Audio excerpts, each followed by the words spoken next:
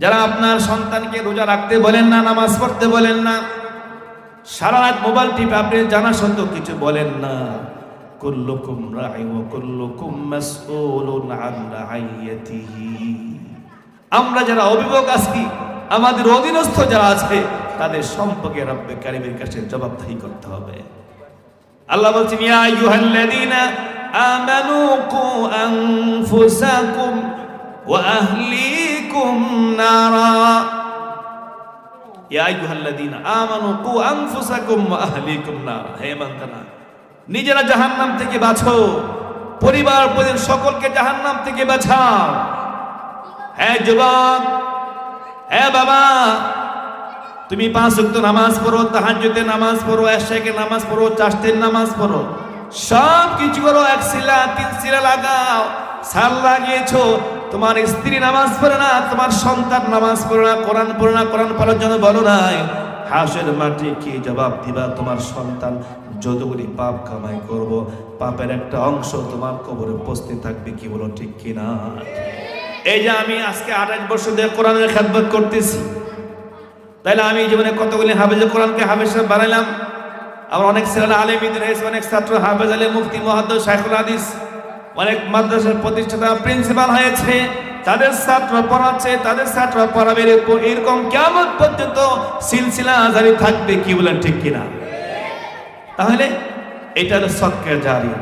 এই যে একটা কোরআনের মাদ্রাসা হয়েছে, এই মাদ্রাসাকে আমরা অর্থ দিয়ে, বুদ্ধি দিয়ে, টাকা দিয়ে, পরামর্শ দিয়ে সার্বিকভাবে সহযোগিতা করব আখিরাতে নাজাত পাওয়ার জন্য। আখিরাতের অ্যাকাউন্ট হিসাবে এই কোরআনের বাগানে কিছু দান করব, মসজিদে দান করব।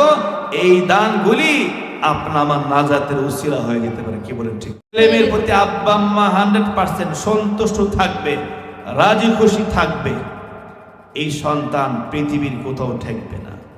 আর যেই ছাত্রদের প্রতি উস্তাদ 100% সন্তুষ্ট থাকবে, এই ছাত্র পৃথিবীর কোথাও ঠেকবে না।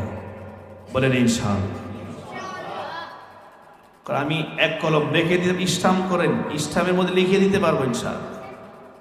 আমি একজন মূর্খ, জাহেল, আমল আখলাক যোগ্যতা কিচ্ছু নেই, তবে বুকটার হাত দিয়ে বলতে পারি উস্তাদের দোয়া আছে, আব্বা আম্মার দোয়া আছে বলে আলহামদুলিল্লাহ। একজন মূর্খ, জাহেল হওয়া সত্ত্বেও 5-7টা মাদ্রাসার দায়িত্বে আছে এবং কানাডাতে নামাজ পড়াইছে, অনেক প্রায় 10টা দেশ সফর করি। সামনে ইনশাআল্লাহ যদি আল্লাহ পাক তৌফিক দেন, মুরব্বিদের ফায়সালা তাহলে যাবো ইনশাআল্লাহ।